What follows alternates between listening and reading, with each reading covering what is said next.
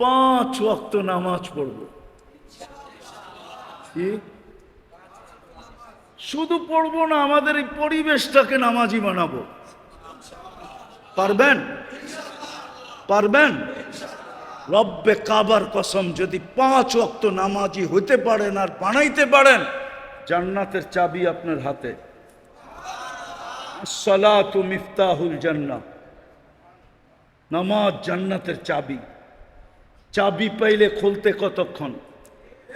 চাবি পাওয়া গেলে খুলতে 5 ওয়াক্ত নামাজ। আর আমি জানি আপনারা রোজায় বড় পাক্কা। হ্যাঁ, সত্য তো না? পাক্কা না? আমি শুনছি আপনারা নাকি রোজায় খুব পাক্কা। রোজার বলে আপনারা আপোষ করেন না, তাহলে রোজায় তো আপনারা পাক্কাই। 2টা হয়ে গেল, নামাজ আর নিজে নামাজি হব, পরিবেশকে নামাজি বানাবো। পারবেন?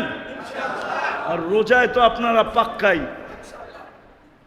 রোজায় তো আপনারা, আরে আমার কথা লেখা রাখেন, যদি রোজায় পাক্কা হন তাহলে কিয়ামতের দিন দুনিয়ায় তো যা সম্বল ছিল তা দিয়ে ইফতার করছেন, ঠিক না?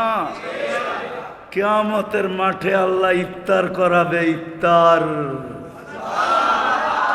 এইবার বোঝেন ওই পেঁয়াজু কিরম হবে, ওই আলুর চপ কিরম হবে, ওই বেগুনি কিরম হবে, কেননা আল্লাহ কুদরত দিয়ে বানাবে। আর চতুর্থ হলো যতটুকুই ভোগ করব হালাল ভোগ করব। পাইলাম তো ভোগ করলাম, না পাইলাম তো সবর করলাম। কেননা আমার বিশ্বাস আপনাদের মতো বা আপনাদের লেভেলে যারা আছে, গরিবদের মতো ক্ষুধা কেউ সইতে পারে না। সত্য তো? গরিবদের মতো ক্ষুধা কেউ পারে? পাগল হয়ে যায়, পাগল, ঠিক না? কত কর্মচারীর চাকরি গেছে গা, সময় মতো বাড়ির থেকে টিফিন কারি আনে নাই, দেখা নয়, বুঝাইতে পারি নাই। ওরে দায়িত্ব দিছে তুই সময় মতো টিফিন কারি নিয়ে আসবি বাসার থেকে, ও ভুলা গেছে, ঘন্টা 2 দেরি হয়ে গেছে, ও খিদায় পাগল হয়ে কর্মচারীর চাকরির থেকেই বাদ দিয়ে দিছে, তোরে দরকার নেই, চল। বুঝা গেল ও খিদা সইতে পারে না। কিন্তু গরিবরা খিদা সইতে পারে, ঠিক না? হ্যাঁ, এই জন্য মিলল তো খাইলাম, না মিলল তো না খাইলাম, সবর করলাম। মিলল তো হালাল খাইলাম, হারামে কোনোদিন হাত বাড়াইলাম না। পারবেন? হ্যাঁ, এটা মনে হয় একটু কষ্ট হবে, ঠিক না? না না না না না না, পাইলাম তো খাইলাম, না পাইলাম তো সবর করলাম। আল্লাহর রসুল গ্যারান্টি দিছে কিয়ামতের কঠোরতা তোমাদের কাছে আসবে না। লা ইউসিবুল জাই ইয়াউমাল কিয়ামাতি ইন্না শিদ্দাতাল হিসাব লা ইউসিবুল জাই ইয়াউমাল কিয়ামা। গরিবদের কাছে কিয়ামতের কঠোরতা আসবে না, আসবে না, আসবে না। আর মা বোনদেরকে একটা শুধু বেশি বলবো, জন্ম তো মুসলমানের ঘরেই, হ্যাঁ, 1-2টাই মা বোনদেরকে বেশি বলবো। 5 ওয়াক্ত নামাজ আমি মা বোনদের পায়ে হাত রেখা বলি, 5 ওয়াক্ত নামাজ পড়ব।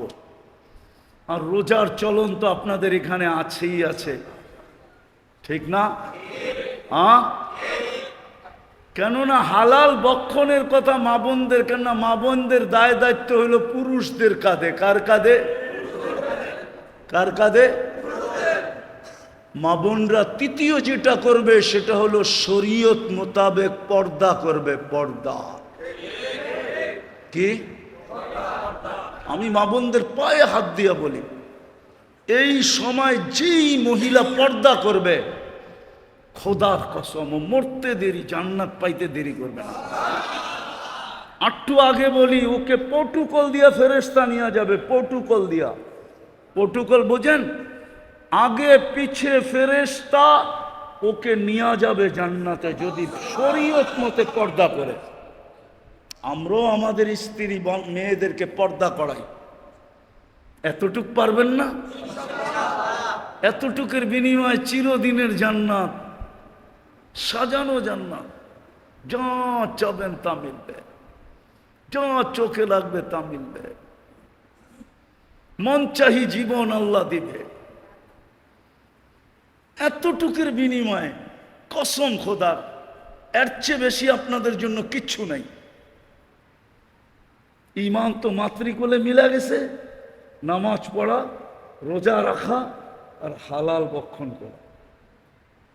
কি পাইলে খাইলাম, না পাইলে না পাইলে। আল্লাহর রসুল পেটে পাথর বাঁধতে পারছে, আপনি পারবেন না কেন? আল্লাহর রসুলের ঘরে মাসের পর মাস চুলা জ্বলে না, আপনি পারবেন না কেন? মা বোনদেরকে বলবো, ঈমান তো আছেই, শুধু নামাজ পড়া, রোজা রাখা, শরীয়ত মোতাবেক পর্দা করা।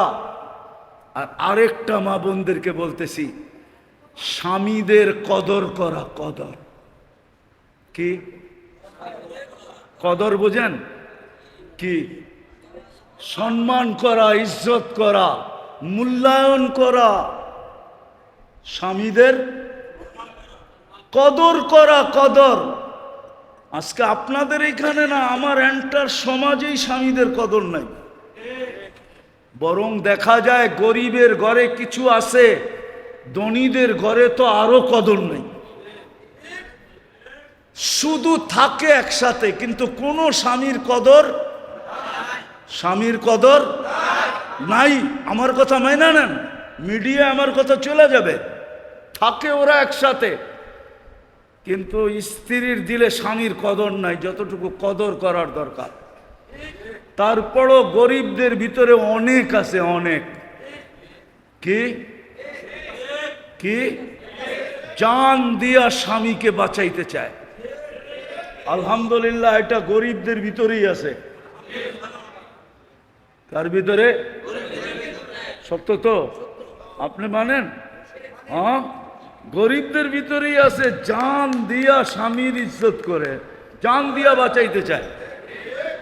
আমি মা বোনদেরকে আরো বলবো, আরো ইজ্জত করো স্বামীদেরকে। যত বেশি মেয়েরা স্বামীকে ইজ্জত করবে, বুখারীর রিওয়ায়াতে আছে, তাকফুরনাল আশিরা, তাকফুরনাল, স্বামীকে অসম্মান করা, ইজ্জত না করা জাহান্নামে যাওয়ার মেয়েদের সবচেয়ে বড় কারণ।